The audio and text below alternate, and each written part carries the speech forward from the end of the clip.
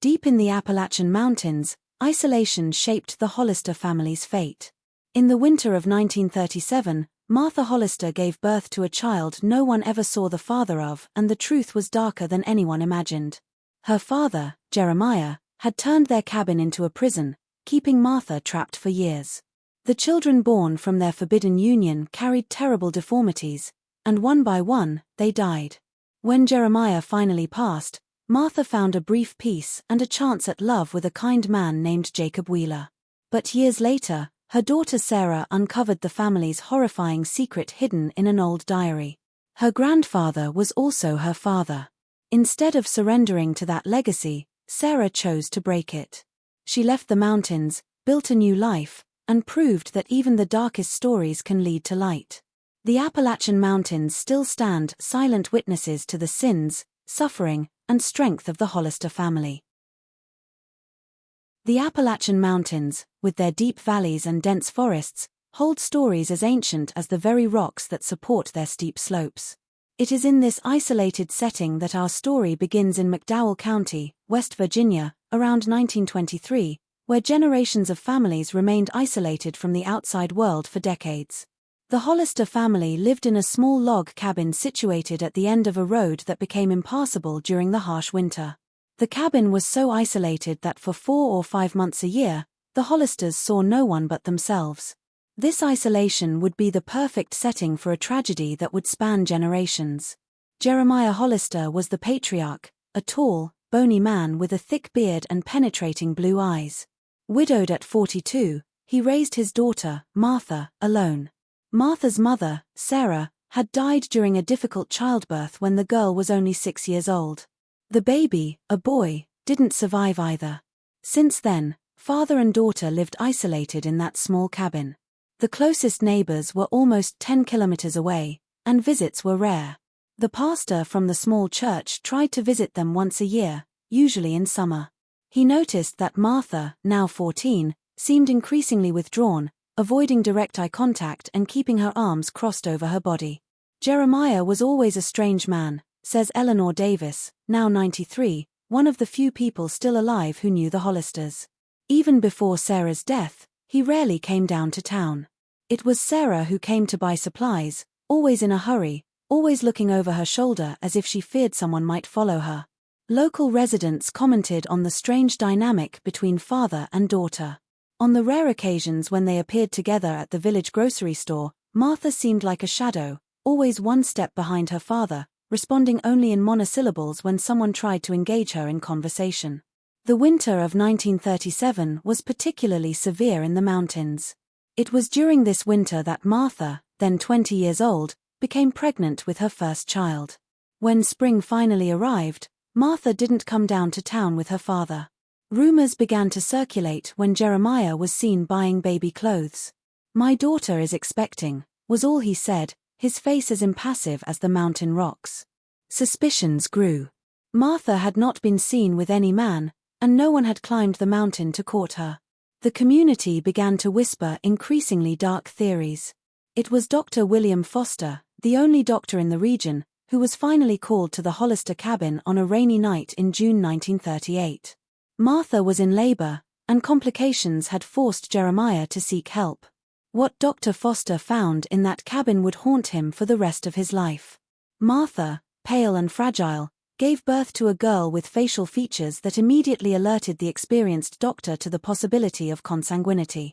The baby was born with several characteristics typical of children born from close incestuous relationships: heart defects, extra fingers, and a visibly underdeveloped jaw. She survived only 3 days. Martha never mentioned who the child's father was, but the doctor's suspicions were recorded in his diary, along with the disturbing observation: Jeremiah seemed more devastated by the child's death than would be expected of a grandfather. He held her as if she were his own. He cried in a way that made me look away, as if I were witnessing something too intimate, too sacred in its perversity. In those isolated mountains, where the law rarely reached, it wasn't uncommon for families to intermarry. Cousins married cousins in an effort to keep lands within the family. But even in this context, certain boundaries were respected. The relationship between father and daughter was a taboo that few communities tolerated. After the death of Martha's first daughter, a silence descended upon the Hollister cabin. For almost a year, no one in town saw her. Jeremiah came down alone to buy supplies, avoiding any attempt at conversation. In April 1939, Martha was pregnant for the second time. The child, a boy named Elijah, was born at home with the help of a local midwife, Ida Mae Jenkins, who was called only at the last moment. "That house had a strange smell," Ida Mae reported years later. "There was something that reminded me of a wounded animal, an odor of despair and resignation. And when I saw the baby, I understood why. The boy was born with several visible deformities. His fingers were fused, forming a kind of claw, and his eyes were different colors, one blue like Jeremiah's, the other brown like Martha's. More concerning was the abnormally large size of his head, a sign of hydrocephalus. That boy won't survive the winter," Ida Mae told Jeremiah, who received the news with a nod. Surprisingly, Elijah survived not just the winter, but the next 5 years. He never learned to speak more than a few disconnected words, and his movements were limited. Martha carried him everywhere, even when he became too big. During these years, Martha became pregnant 2 more times. The third child, a girl named Ruth, was born with less visible deformities, but her mental development was clearly compromised. The fourth child, another boy, was stillborn in 1944 and was buried in the small family cemetery behind the cabin. "That family always had problems with babies," explains Harlan Thompson, a local historian. "Records show the Hollisters came to the mountains in the 1820s and since then have married almost exclusively among cousins. This pattern created a concentration of problematic genes that manifested in increasingly severe ways. In 1945, tragedy struck again when Elijah, then 6 years old, succumbed to pneumonia. Martha was seen at the funeral holding Ruth's hand, who was now 4. Neighbors noticed that Martha appeared to be pregnant again. Martha's 5th child was born in June 1946, a girl named Sarah in honor of Martha's deceased mother. Unlike her older siblings, Sarah appeared relatively healthy. Her eyes were a deep blue, almost identical to Jeremiah's, and her early development seemed normal. Sarah's apparent normality brought a change in Jeremiah's behavior. He began taking her to town, exhibiting her with a pride that local residents found disturbing. He treated her as if she were his own daughter, not his granddaughter, recalls Clementine Parker, who worked at the grocery store. He kept showing how smart she was, how quickly she learned. The resemblance between them was undeniable. As Sarah grew, it became evident she had escaped the worst genetic consequences. At 5, she sporadically attended the local school. The teacher, Miss Abigail Wilson, noticed that despite some learning difficulties, Sarah was considerably more advanced than her sister, Ruth. It was through Sarah that the outside world began to glimpse the true nature of life in the Hollister cabin. On a rainy autumn day in 1952, Sarah showed up at school with a visible bruise on her face. When questioned by Miss Wilson, the girl finally spoke. "Daddy got angry because Mommy didn't want to sleep in his bed anymore," she said with the disconcerting innocence of a child. "He says Mommy is his, that she always has been since Grandma died." Miss Wilson reported the incident to the local sheriff, John Buchanan, but without concrete evidence beyond a child's account, he was reluctant to intervene. "Those mountain families have their own customs," said the sheriff. "It's not our role to interfere unless there's a clear and immediate danger." The winter of 1952 to 1953 further isolated the cabin. When spring arrived, Martha was seen in town with Ruth and Sarah, but she appeared worn down, older than her 36 years. Most alarming was Jeremiah's absence. It was only in July 1953, when a hunter, Joseph Miller, got lost and passed near the Hollister property, that the truth came to light. Miller reported seeing a recent grave in the small family cemetery with a rudimentary headstone bearing Jeremiah Hollister's name and the date of his death, January 12, 1953. "I thought it strange no one in town knew he had died," Miller told the sheriff. "But the strangest thing was what I saw through the cabin window. Martha was sitting at the table with the 2 girls, and she seemed happy. It was as if a weight had been lifted from her shoulders." The summer of 1953 brought changes. With Jeremiah's death, Martha found a new freedom. She began frequenting the town more often, established a small garden, and allowed Sarah to attend school regularly. Ruth, although still limited, showed signs of improvement. It was during this period that Martha met Jacob Wheeler, a middle-aged widower who had recently moved to the region. A carpenter, Jacob found refuge in the mountains after his wife's death. Unlike most, he didn't listen to the rumors. "Everyone has a past," he would say. "What matters is the present." The friendship between Martha and Jacob grew slowly. For a woman who had lived her entire life under oppressive control, Jacob's simple kindness was like water in the desert. In October 1953, Jacob asked permission to formally court Martha. The community reacted with shock and morbid curiosity. How could a decent man be interested in a woman with Martha's past? But secrets in small communities rarely remain buried. One Sunday after church, Clementine Parker approached Jacob. "You know who those girls' father is, don't you?" she asked, her voice loaded with insinuation.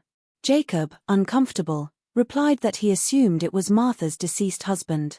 Clementine let out a dry laugh. "Martha was never married, Jacob. Those girls, their father is the same man who was Martha's father. Jeremiah Hollister kept his own daughter. Do you understand what I'm saying? You're getting involved with a cursed family." The revelation hit Jacob like a physical blow. He drove aimlessly for hours. When he finally returned, it was night. He drove to the Hollister cabin. Martha was sitting on the porch as if waiting for him. "You found out, didn't you?" she asked, her voice calm and resigned. Jacob nodded, unable to find words. "I understand if you never want to see me again," Martha continued. "But before you go, I'd like you to hear my story." And so, under the starry Appalachian sky, Martha Hollister told her story. She told of how her father had begun to abuse her shortly after her mother's death. How at 14 she had tried to run away, only to be found and dragged back, chained to the foot of the bed for weeks as punishment. How over the years she had become pregnant several times, giving birth to children who carried the genetic weight of that forbidden union. "I loved them, you know," she said, silent tears streaming down her face. "Despite how they were conceived, despite the deformities, despite everything. They were my children. I just wanted to protect them, give them some chance in life." Jacob listened in silence, his heart divided between horror and growing compassion. "And Jeremiah," he finally asked, "how did he die?" Martha looked at the starry sky for a long moment. "The winter was harsh," she finally said. "He got sick. Pneumonia, probably. He refused to go down the mountain to see the doctor. One day, he simply didn't wake up." There was an almost imperceptible hesitation that made Jacob wonder if he was hearing the whole truth. But who was he to judge? "On the day he died," Martha continued, "I felt like I could breathe for the first time in decades. It's terrible to say, but it was as if a shadow had been lifted from the girls, too." Jacob took Martha's hands in his. "No one should go through what you went through," he said. "No one." At that moment, Sarah appeared at the cabin door, her blue eyes, Jeremiah's eyes, wide in the darkness. "Mommy," she called, her voice small. Martha turned. "It's all right, dear. Mr. Wheeler and I are just talking. Go back to bed." Sarah hesitated, looking cautiously at Jacob before obeying. "She looks like him," Martha said softly. "Sometimes when I look at her, I see him looking back at me, and my heart freezes. But then she smiles or says something kind, and I remember that she is not him. She is herself, despite everything." The following months brought a new routine. Jacob visited regularly, helping with repairs. The transformation in Martha was remarkable. The woman who once flinched at the slightest noise now occasionally smiled. Meanwhile, in the mountain cabin, Martha struggled with internal demons. Nightmares frequently woke her, the ghost of Jeremiah still real in her mind. "Sometimes I think I see him," she confessed to Jacob. "Standing in the corner of the room. I know it's not real, but it seems so." Jacob gently suggested she talk to someone. Dr. Richard Montgomery, a psychiatrist, became an unexpected ally. With his support, Martha slowly began to process her trauma. It was a painful path, full of relapses, but also of small advances and hope. Meanwhile, Sarah, now 7, flourished in school. Her intelligence and fierce determination compensated for her occasional difficulties. Ruth, although never capable of independent life, developed surprising skills in sewing and crafts. But as the girls grew, inevitable questions arose. Sarah began to ask about her father. "Why don't I have a father like the other children?" she asked one night. Martha froze. "Your grandfather Jeremiah took care of us after your father left," she finally said, a half-truth that omitted the darker reality. "And where did my father go?" He wasn't ready to be a father," Martha replied, feeling the words inadequate. Sarah, with the perspicacity of children, realized there was more to the story but learned not to press. In 1956, 3 years after Jeremiah's death, Jacob asked Martha to marry him during a picnic in a sunny clearing. Martha, taken by surprise, didn't respond immediately. "Are you sure?" she finally asked. "After all you know about me." Jacob took her hands. "I know you, Martha. Not just your past, but who you are now. A survivor. A mother who would do anything for her daughters. A woman with more strength than anyone I've ever known. I don't know if I'll ever be normal," Martha said, tears in her eyes. "I'm not asking you to be something you're not," Jacob replied gently. "I'm asking to build something together, at our own pace." The wedding was a small ceremony in the cabin. Life as Mrs. Wheeler brought Martha a new sense of legitimacy. For Sarah and Ruth, Jacob became the father figure they never had, patient, gentle, and encouraging. But the past has a way of resurfacing. In 1959, when Sarah was 13, she found an old diary hidden in the cabin's attic. It was her mother's, begun shortly after her grandmother's death. The yellowed pages contained the raw truth, that her grandfather was also her father, the deaths of her siblings, her mother's silent suffering. When Martha found Sarah on the bed, the diary open in her lap and silent tears on her face, she knew what had happened. "Is it true?"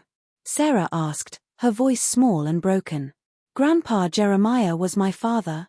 Martha closed her eyes. When she opened them, her daughter was still there, waiting. "Yes," Martha finally said, the word a painful sigh. "Yes, it's true." The revelation shook the family. Sarah became withdrawn and silent, stopping school for weeks. "I'm a freak," she told Martha. "Half of my genes come from the same place. Is that why Ruth is the way she is? What's wrong with me that we haven't discovered yet?" Martha, devastated, explained everything, the genetic risks, why some children are more affected, and that Sarah seemed to have escaped the worst. "But that doesn't mean I'm okay," Sarah argued. "What if I have children someday? Will they inherit this contamination?" Jacob suggested they consult a specialist. Dr. Benjamin Rosen, a geneticist in Philadelphia, examined Sarah. "You are not a freak, my dear," he said. "You are a young woman who had the misfortune to be born in difficult circumstances, but that doesn't define who you are.